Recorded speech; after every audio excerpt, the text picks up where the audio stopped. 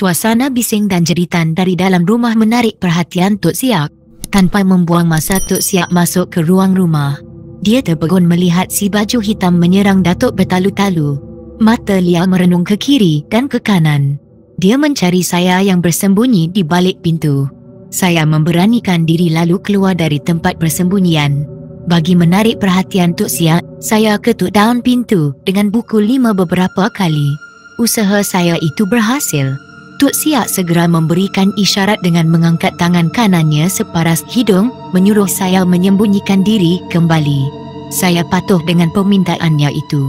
Dari balik pintu saya lihat Tok Siak bergegas meninggalkan ruang rumah. Datuk terus mempertahankan diri dari menjadi korban lembing.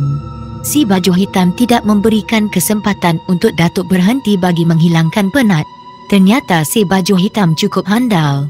Tumbukan Datuk tidak memberikan apa-apa kesan pada dirinya. Saya tidak tahu bagaimana mahu memberhentikan pertarungan tersebut. Saya menarik nafas bila melihat Tok Siak muncul kembali di ruang rumah. Kali ini dia ditemani oleh Haji Bagus. Kenapa jadi begini? Suara Haji Bagus meninggi tetapi tidak dipedulikan oleh Datuk dan si baju hitam. Mereka terus berjuang. Melihat keadaan Datuk yang kepenatan itu, Haji Bagus dan Tok Siak segera mengatur langkah untuk membantu Datuk. Mereka rapat ke arah si baju hitam dan cuba memberkasnya. Sayangnya hasrat mereka tidak direstui oleh Datuk. Jangan Abang Haji, jangan Tok Siak. Biar saya selesaikan sendiri. Tapi, budak yang kamu lawan tu, lain macam saja nampaknya. Perkara macam ni tak boleh main-main. Ini berbahaya. Dia macam kena rasuk hantu. Jawab Haji Bagus yang sudah 2-3 kali cuba merampas lembing dari tangan si baju hitam. Tak apa, biar saya selesaikan, balas Datuk tenang. Tok Siak hanya menggigit jari. Dia jadi bingung bila berdepan dengan perkara seperti ini. Mahu ditolong, tak boleh. Mahu dibiarkan, takut ada nyawa melayang. Si baju hitam terus menyerang tanpa mengenal rasa penat. Kekuatannya bagaikan tenaga seekor singa. Setelah puas mengelak dan bertahan, Datuk segera menukar taktik. Kali ini Datuk menyerang si baju hitam bertalu-talu. Mereka terus bertarung bagaikan hang tuah dengan hang jebat. Si baju hitam cukup tangkas. Setelah hampir 1 jam bertarung, Datuk mula keletihan.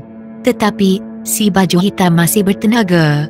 Andi Kamarul pekik Datuk sekuat hati sambil menghentakkan tumit kaki kiri atas lantai. Si baju hitam menoleh ke kanan. Pada masa itu Datuk datang menerkam dari arah kiri. Bahu kanan si baju hitam ditumbuk dengan sekuat hati. Lembing di tangan terlucut dan si baju hitam tersungkur di lantai. Datuk segera menanti dan bersedia melepaskan buah silat jika si baju hitam bangun untuk melakukan serangan kepadanya. Saya kira pertarungan berakhir bila si baju hitam tersungkur. Pada kenyataannya tidak demikian. Lembing yang terjatuh atas lantai terus tegak berdiri, melompat-lompat. Kemudian berpusing-pusing dan terus berada di awang-awangan. Ulunya seperti ada tangan gaib yang memegangnya. Mata lembing terus bergerak mencari sasaran. Dan kaki Haji Bagus menjadi pilihan. Bagaikan kilat mata lembing itu menghala ke arah Haji Bagus. Cepat-cepat Haji Bagus merebahkan badannya ke atas lantai. Mata lembing terpacak di tiang seri dan tercabut dengan sendiri. Mata lembing yang berada di awang-awangan itu terus mencari sasaran. Tok Siak jadi pilihan. Orang tua itu berjaya mengelak dengan berselindung di belakang daun pintu.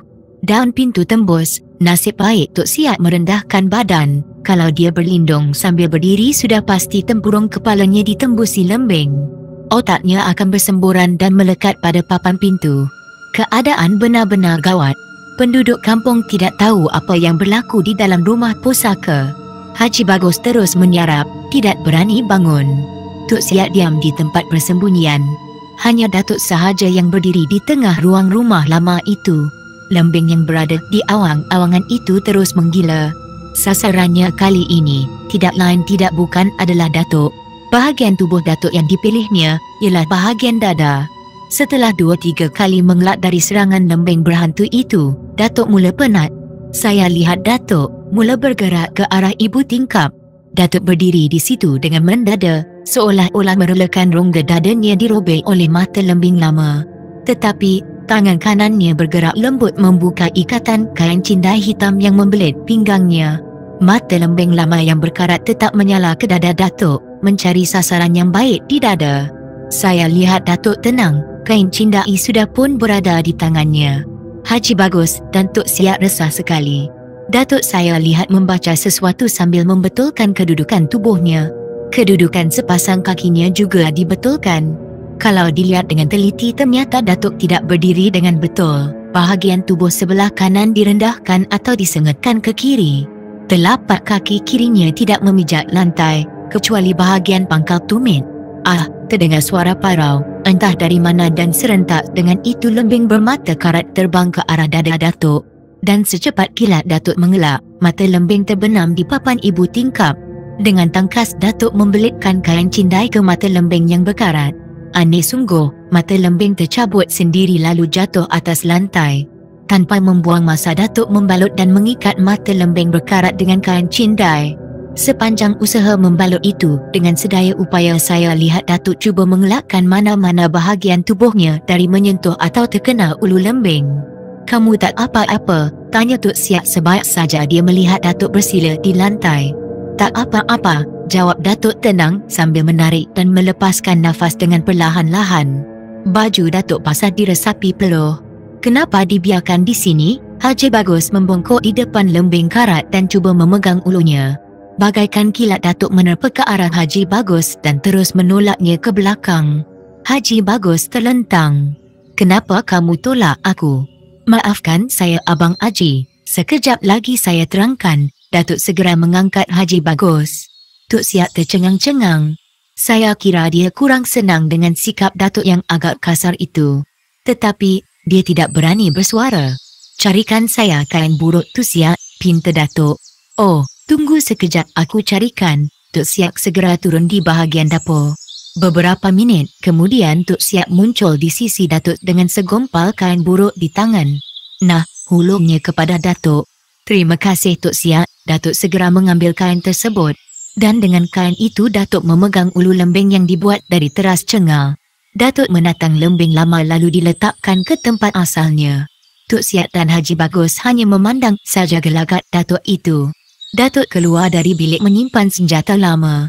"Sekarang aku faham kenapa kamu tak bagi aku pegang ulu lembing," bisik Haji Bagus sebaik saja Datuk berdiri di depannya. "Senang hati saya bila Abang Haji dah tahu perkara ini." "Tak perlu saya menerangkannya lagi," sahut Datuk sambil senyum. Datuk melangkah ke arah si baju hitam yang tergolek di atas lantai. Haji Bagus dan Tok Siak ikut sama. Kami segera mengelilingi si baju hitam yang terlentang. Saya merenung ke arah cahaya matahari yang sudah menguasai hampir separuh ruang rumah. Angin yang masuk ikut tingkap di sebelah kanan memberikan sedikit keselesaan.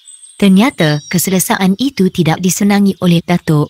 Dia menyuruh saya menaikkan ibu tingkap dan perintahnya itu segera saya patuhi.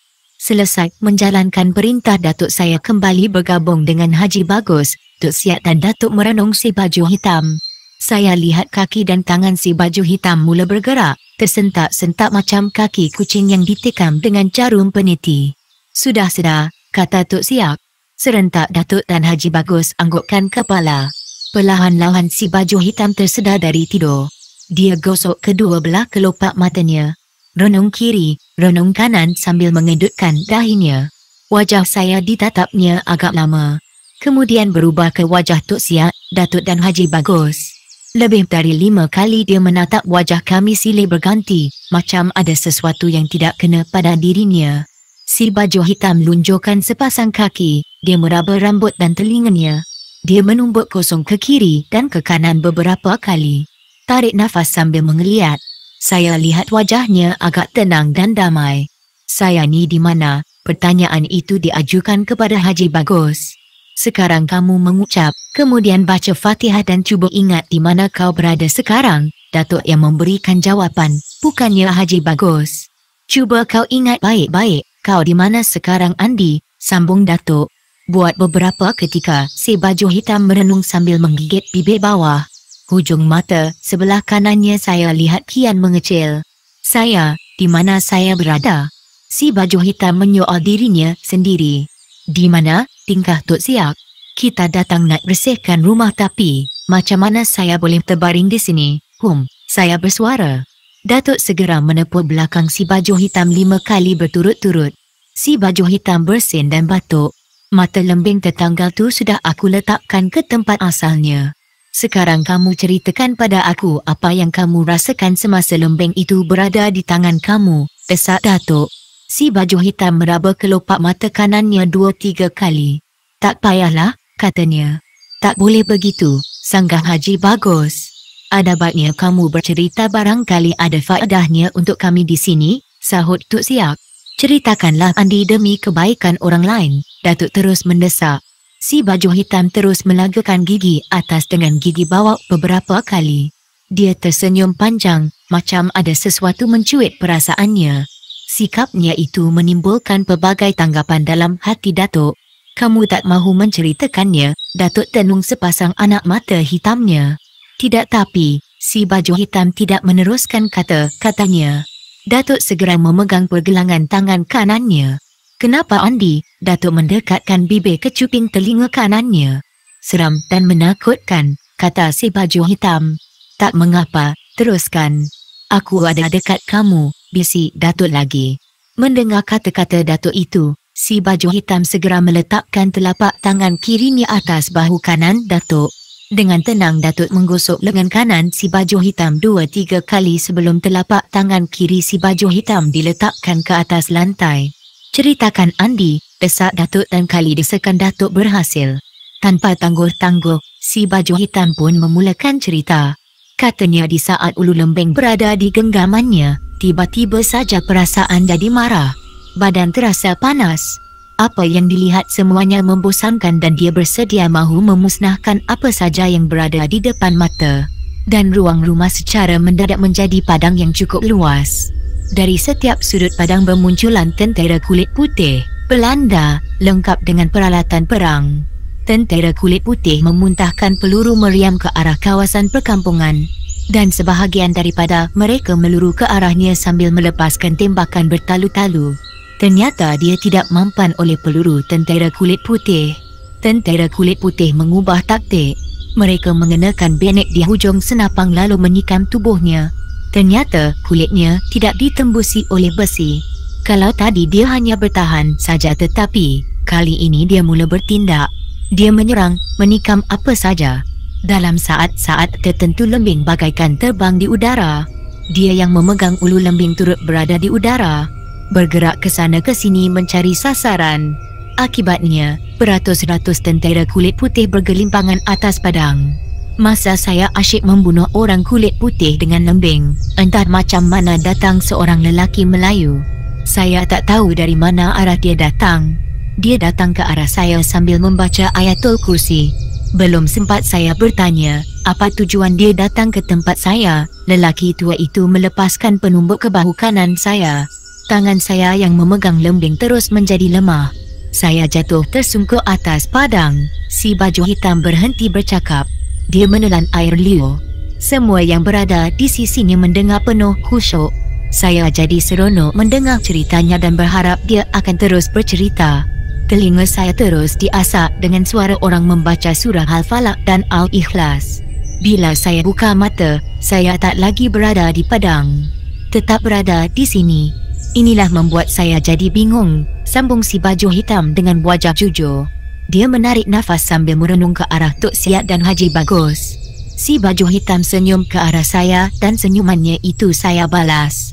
Bila saya menoleh ke arah Tok Siak dan Haji Bagus, saya lihat mereka kerutkan kening dan serentak mereka merenung ke arah bilik yang menyimpan senjata lama. Datuk pula terus sandarkan badan ke dinding. Sepasang kakinya dilonjorkannya. Datuk cuba menenangkan perasaannya dengan menarik dan melepaskan nafas secara teratur dan perlahan. Kerana bosan dengan suasana yang agak beku itu, saya bangun dan meninggalkan Datuk dan kawan-kawannya yang sedang berdepan dengan si baju hitam. Saya berdiri di depan tingkap melihat beberapa ekor burung merbah jambul melompat di dahan jambu air dalam sinaran matahari pagi yang kian meninggi. Sengaja saya hulurkan muka keluar, agar angin pagi menyentuh kulit muka. Sayup-sayup saya terdengar kuang melalat di kaki bukit. Saya nak tanya sikit Tok Siak. Kerana Datuk tidak meneruskan kata-katanya mendorong saya mengalih pandangan ke arahnya. Kerana memikirkan ada perkara yang menarik bakal dituturkan oleh Datuk Haji Bagus dan Tok Siak, memaksa saya bergabung dengan mereka semula. Tanya apa? Tok Siak tatap wajah Datuk. Saya perkemaskan sila. Si baju hitam masih seperti tadi, masih memikir-mikirkan perkara yang sudah dilaluinya. Tok Siak tahu siapa yang punya lembeng puaka tadi, susul Datuk. Saya lihat kelopak mata Haji Bagus dan Tok Siak pejam celik. Tetapi apa yang jelas di wajah Tok Siak terpama kesungguhannya menyorot masa silam. Aku tak ingat, kamu bagaimana? Agaknya kamu tentu ingat tuan punya lembing tu. Tok Siak tatap muka Haji Bagus yang masih berkerut itu. Sekarang pergi ambil lembing itu semula, nama tuannya ada tertulis di situ. Haji Bagus pun merenung semula ke arah bilik yang menyimpan senjata lama. Mendengar kata-kata Haji Bagus itu, Datuk segera menerpa ke arah bilik tersebut dan keluar dengan lembing polka di tangan. Haji Bagus dan Tok Siak nampak cemas sekali. Dengan hati-hati Datuk meletakkan lembing polka di atas lantai. Si baju hitam segera menjauhkan diri. Tak berbahaya, kata Tok Siak. Dengan izin Allah, tak bahaya, balas Datuk. Namanya tertulis di situ, nanti aku baca. Haji Bagus bergerak ke arah lembing polka lalu tertinggung di situ. Dia membaca tulisan Jawi yang terpahat pada buluh kering. Tuan punya lembing tu, namanya Usman Ali Akbar. Agaknya pahlawan, kata Datuk. Ya, angguk Haji Bagus. Habib Usman Ali Akbar inilah yang memimpin orang-orang kampung menentang Belanda di Muara Jambi. Dengan lembing inilah dia membunuh beratus-ratus askar Belanda. Dia tidak lot peluru. Tok Siak mula meriwayatkan tentang manusia bernama Habib Usman Ali Akbar. Malangnya, Habib Usman dikhianati oleh anak Jambi sendiri. Dia ditikam dengan ranting jambu batu yang ditajamkan bahagian hujungnya. Habib ditikam dari belakang semasa dia mengambil wuduk untuk sembahyang zuhur di tepi sungai. Tok Siak menamatkan cerita dengan wajah yang sedih. Haji Bagus meraba hujung dagunya sambil menganggukkan kepala beberapa kali. Apa yang diungkapkan Tok Siak terbayang dalam kepala Haji Bagus. Walaupun dia tidak pernah bertempur melawan Belanda bersama Habib Usman Ali Akbar, tetapi dia turut mengusung jenazah pahlawan itu ke tanah perkuburan. Kamu masa tu dah merantau. Haji Bagus tepuk bahu Datuk. Macam mana dengan nasib pembunuhnya? Si baju hitam mula bersuara. Orang yang membunuhnya sempat melarikan diri dan dia mendapat perlindungan dari pemerintah Belanda di daerah ini. Si pengkhianat bangsa itu dibawa ke Jakarta dan dijadikan pengawal rumah Gubernur Belanda, tapi akhirnya dia mati juga dibunuh Belanda, sambung Tok Siak. Matanya tidak berkedip merenung muka Datuk dan saya. Selanjutnya Tok Siak menyatakan semua senjata pahlawan yang gugur itu dikumpulkan di tanah lapang untuk ditanam. Tujuan berbuat demikian bagi mengelakkan senjata itu dirampas oleh pemerintah Belanda. Sebuah lubang digali sedalam paras dada orang dewasa. Semua senjata itu dihumban ke dalam lubang. Semasa lubang itu mahu ditimbus, seorang tua, ayah kepada Tok Siak, menghalang kerja-kerja itu diteruskan. Dia mengarahkan supaya senjata dalam lubang dikeluarkan kembali. Sudah tentu arahan orang tua itu ditentang. Pihak yang mahu menanam senjata merasakan kerja mereka itu sia-sia semua. Mereka menyalahkan orang tua itu kerana tidak memberitahu perkara tersebut lebih awal. Akhirnya berlaku pertengkaran hebat. Malah ada yang menuduh orang tua itu tali barut Belanda. Sebagai orang tua yang sudah masak dengan asam garam kehidupan, suasana tegang itu dapat dikendurkannya. Senjata yang berada dalam lubang segera dikeluarkan. Dengan nada suara yang lembut orang tua itu memberitahu, jika senjata itu ditanam akan membawa pada kepada tanaman kampung. Daun-daun pokok berguguran, dahan menjadi rapuh. Putik buah-buahan gugur. Buah pinang dan kelapa busuk di pokok. Padi di sawah tidak akan menjadi. Tanah tempat senjata ditanam menjadi hitam. Begitulah bisa dan panasnya senjata pahlawan yang gugur. Setelah mengadakan perbincangan, keputusan yang diambil semua senjata pahlawan yang gugur ditempatkan di sebuah bilik khas dan dikunci. 2 orang dilantik untuk menerus kerja-kerja tersebut.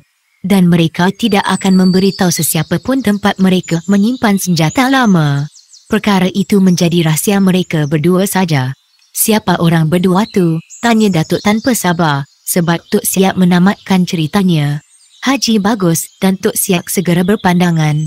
Siapa orangnya? Si baju hitam terus berdiri untuk beberapa minit, kemudian duduk kembali sambil menyandarkan badannya ke dinding.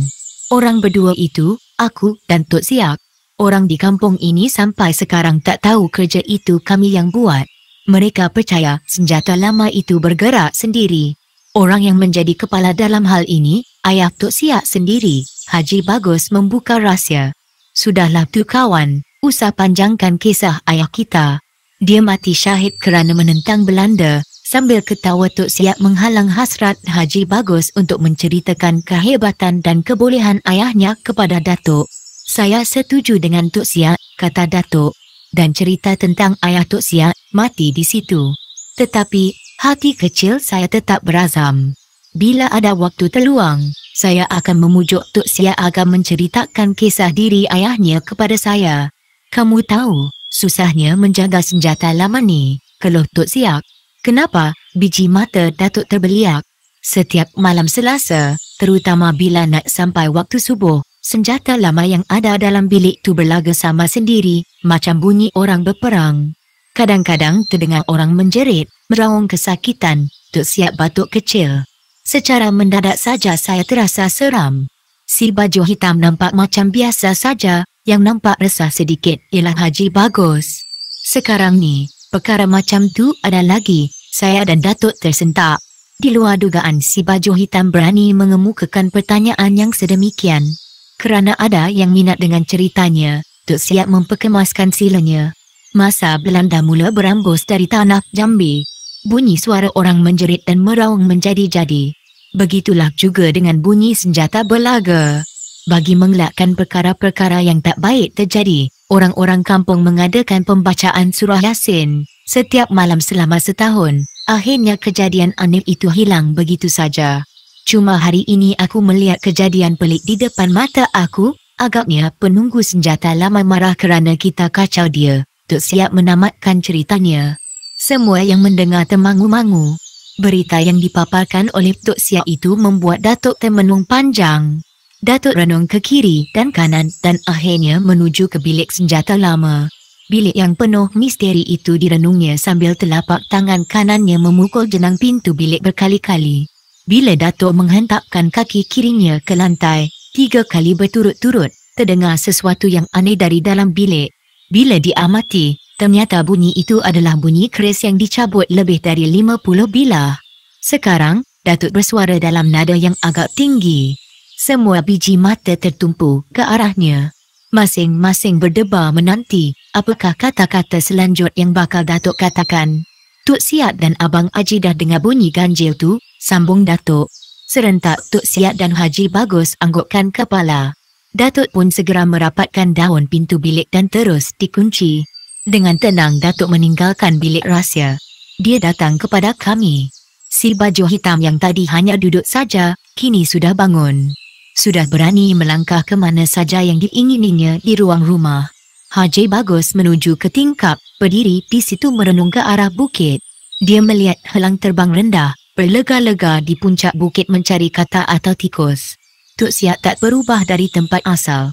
Sedangkan Datuk ke hulu ke hilir di depannya, gerak-geri Datuk itu membayangkan dia sedang berusaha menyelesaikan persoalan yang sedang dihadapinya. Datuk menuju ke tiang seri, berdiri di situ dengan menyandarkan bahu kanannya kepada tiang tersebut. Memang dah jadi perangai orang Melayu, cetus Datuk tiba-tiba, tetapi aneh sungguh perangainya. Dia tidak meneruskan kata-kata, sebaliknya menoleh ke kiri dan ke kanan. Dahinya dikerutkan dan kening kanannya terangkat beberapa kali. Dengan mengejut, Datuk bergegas ke pintu menghulurkan separuh badannya keluar manakala sepasang matanya merenung ke dada langit. Dia melihat kepulan awan yang bergerak. Tentu saja perbuatannya itu menimbulkan 1000 tanda tanya dalam diri Haji Bagus dan Tok Siak. Apa yang kamu cari? Soal Haji Bagus. Datuk tidak menjawab tetapi melangkah kembali ke tiang seri dan bersandar seperti tadi. Kali ini kakinya disilangkan. Kaki kiri menindih kaki kanan. Apa yang membimbangkan kamu? Susul Haji Bagus lagi. Tak ada apa-apa, sekadar beringat-ingat. Tadi kamu bercakap sesuatu, kenapa cakap tu tak kamu teruskan? Aku nak dengar buah butirnya, Tok Siak pula bersuara. Kali ini Datuk tidak boleh berdalih lagi. Dia harus melenyapkan rasa sangsi di hati Tok Siak dan Haji Bagus. Seperti biasa, Datuk menghadapi situasi dengan tenang dan sabar.